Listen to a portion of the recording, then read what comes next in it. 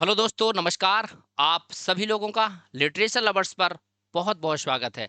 साथियों, मैं हाज़िर हुआ हूँ आपके लिए एक बहुत बड़ी खबर लेकर के।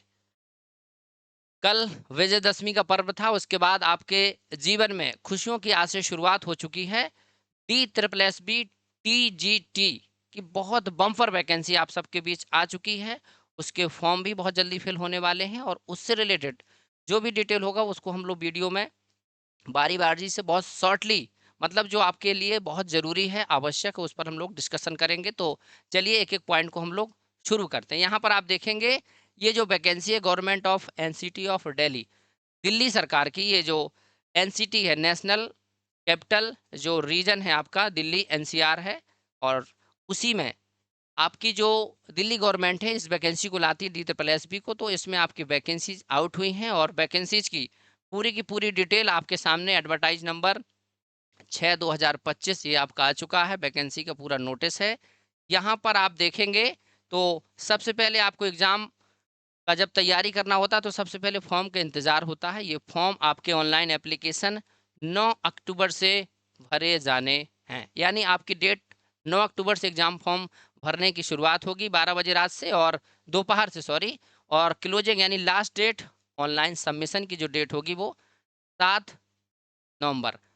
9 अक्टूबर से 7 नवंबर तक सबसे पहले आप जान लीजिए आपके फॉर्म भरे जाएँगे। अब आगे क्या देखना है आपको? आगे आपको ये देखना है कि इस फॉर्म के माध्यम से जो वैकेंसीज़ आउट हुई हैं वो अलग-अलग सब्जेक्ट की आप देख सकते हैं, लेकिन हम लोग बेसिकली जो पढ़ाते हैं आपको वो पढ़ाते हैं इंग्लिश, यानी इंग्लिश ग्रामर और इंग्लिश लिटरेचर। उसमें जीके जीएस जो होता है लेकिन इंग्लिश का ही हमारे यहाँ पर प्रॉपर क्लास होता है। तो इंग्लिश की वैकेंसीज पर हमारा पहले फोकस होगा, बाकी ओवरऑल जो वैकेंसीज है उस पर भी हम लोग डिस्कस करेंगे। यहाँ पर आप देखेंगे तो लिखा है टीजीटी मेल। यूपी टीजीटी जैसे आपका होता है ना वैसे D triple S B TGT भी होता है।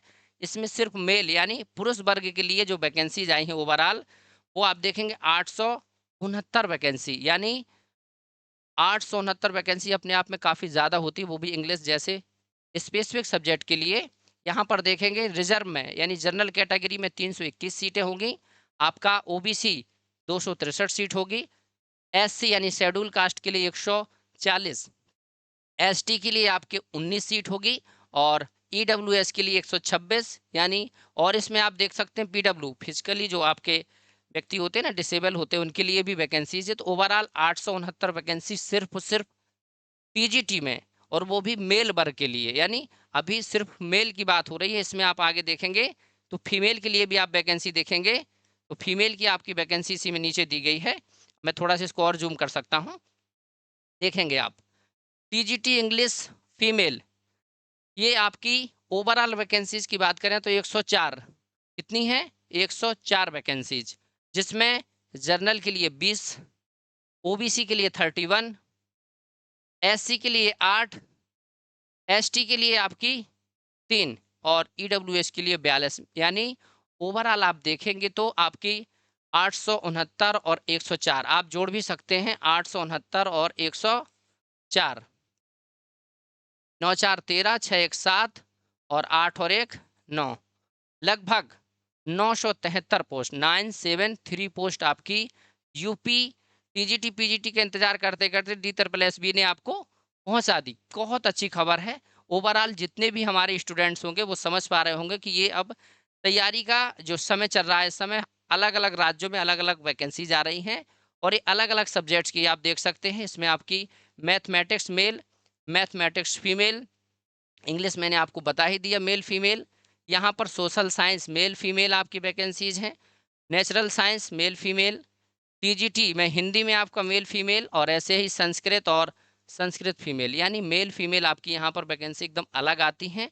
ओवरऑल जो वैकेंसीज की बात करेंगे हम यहाँ पर और भी नीचे देखेंगे TGT Urdu male female, Punjabi और drawing teacher, special education teacher, कुल मिलाकर के जो पूरी की पूरी वैकेंसीज हैं आपकी वो कितनी हैं 5346, यानी 5346 पदों पर काफ़ी बड़ी वैकेंसी होती है ओवरऑल टीजीटी के लिए। और जिसमें आपके इंग्लिश का हमने अभी बताया आपको लगभग 973 पद, बहुत बड़ी वैकेंसीज है आपके लिए।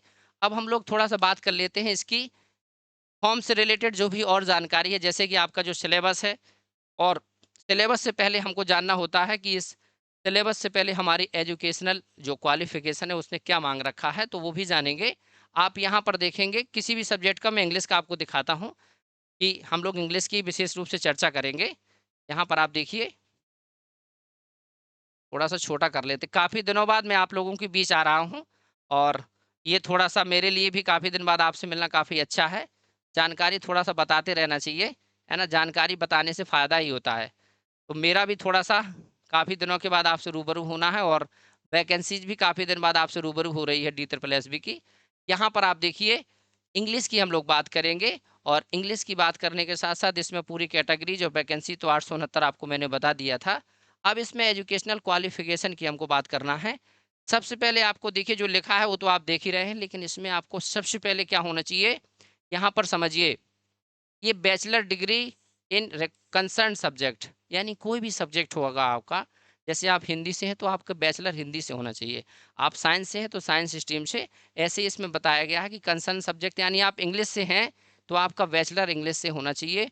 एट लीस्ट 50%, कितना, 50% मार्क होना चाहिए, न्यूनतम होता है इसमें। कम से कम 50% आपके मार्क होंगे तो आप फॉर्म फिल कर आप करेंगे।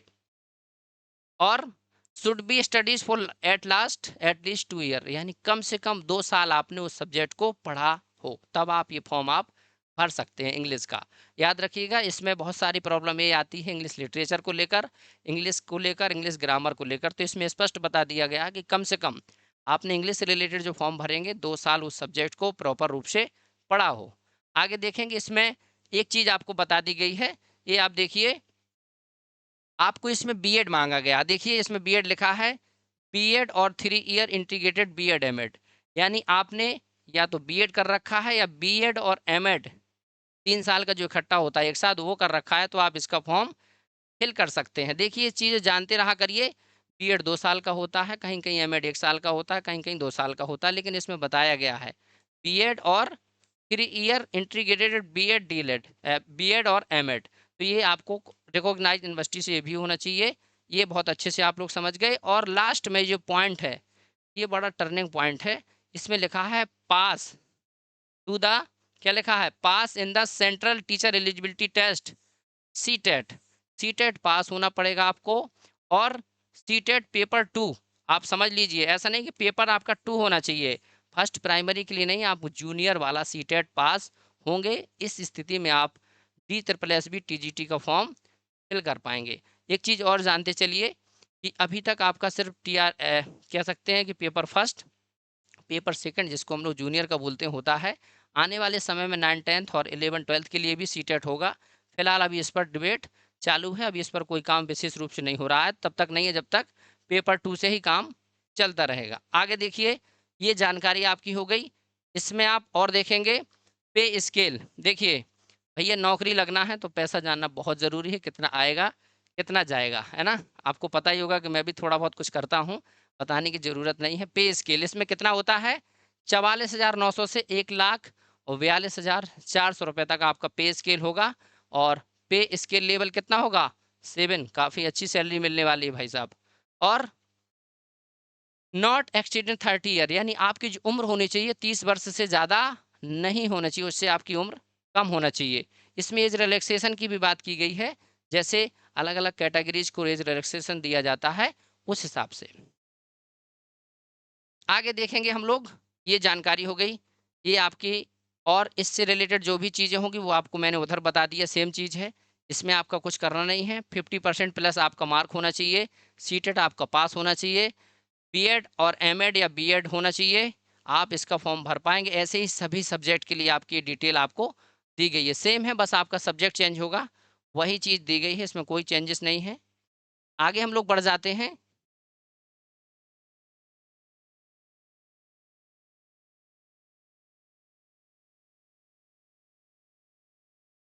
बहुत ज़्यादा डिटेल दे दिया है। लग रहा है कि इतनी डिटेल पढ़ने के बाद आप लोग भी सोचेंगे कि डायरेक्ट मास्टर ही बनेंगे अब, है ना? लेकिन ये सिर्फ़ फॉर्म की डिटेल है, जिसका जो सब्जेक्ट होगा उसको आप अच्छे से देख लीजिएगा। अब यहाँ पर हम लोग शुरू करते हैं अपनी बातचीत। एलिजिबिलिटी क्राइटेरिया उसमें बता दिया गया है। अब आगे हम लोग पढ़ेंगे कि इसको अप्लाई कैसे करना है। तो आप अप्लाई करने के लिए ये जो वेबसाइट है DSSBonline.nic.in पर जाकर के आप अपना फॉर्म फिलअप कर सकते हैं। पूरी जानकारी आपको यहाँ पर बताई जाएगी, स्टेप टू स्टेप आप इसमें अपनी डिटेल फिल करते जाएंगे और आपका फॉर्म फिलअप हो जाएगा। यहाँ पर देखिए, यहाँ पर डेट पूरे बता दिया गया है कि 9 अक्टूबर से स्टार्ट है और आपका 7 नवंबर तक फॉर्म फिलअप होना है। इसमें एक चीज़ है, ऑनलाइन पेमेंट होगा आपका, ये आप अच्छे से जानते हैं। और application fees and mode of payment, देखिए कितनी अच्छी बात है। बहुत सारे स्टेट के आप एग्ज़ाम देते होंगे, बहुत सारी फीस लगती है, लेकिन इसमें कितना अच्छा है, भैया बस 100 रुपये का फॉर्म डालो, तैयारी करो और मास्टर बन जाओ। यहाँ पर 100 रुपये सिर्फ आपको फीस देनी पड़ेगी और उसके बाद कुछ नहीं करना है, ऑनलाइन पेमेंट होगा आपका। एग्ज़ाम से रिलेटेड ये स्कीम है, आप इधर देख लीजिए। ये एग्ज़ाम की बहुत अच्छे से जानकारी होना ज़रूरी है।